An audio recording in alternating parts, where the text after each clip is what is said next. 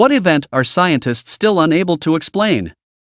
Here is an event that happened 500 years ago, which still perplexes scientists, historians, and anyone who wants to understand it.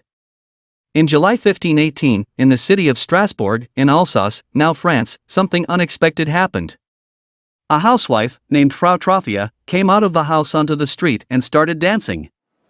People found him odd, including her husband, but no one paid him much attention.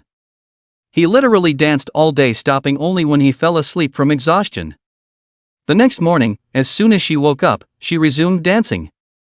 This time people paid attention because it was very unusual, and a crowd formed to see her dance without music.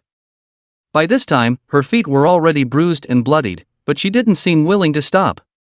But, over the next 4 days, something even stranger began to happen.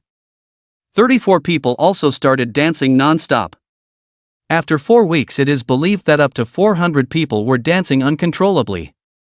Those who were not affected had no idea what to do as they saw their dancing neighbors scream in pain and beg for help, seemingly unable to stop their murderous moves.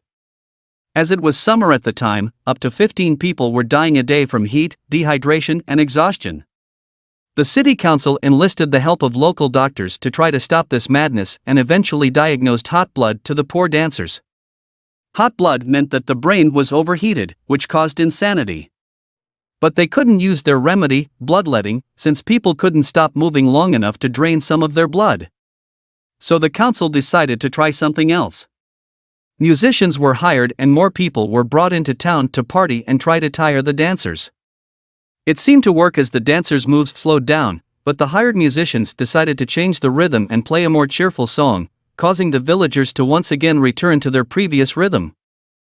Seeing that this did not work, they decided it was not a case of hot blood, it was something much worse, it was a curse on the city. A curse placed on it because of all the sinners in it. So the council decided to act.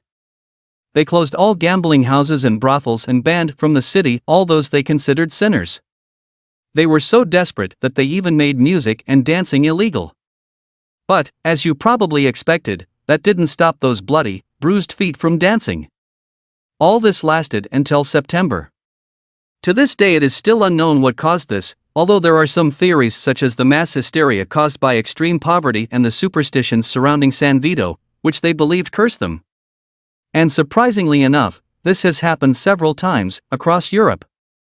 There were similar epidemics in 1247, 1278, 1375, 1381, 1428, and probably others that were not documented.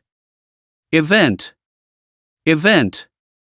There have been cases where people not only danced but had hallucinations and cases where the afflicted were all children.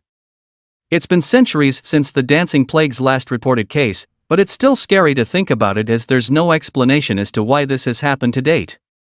Thanks for reading.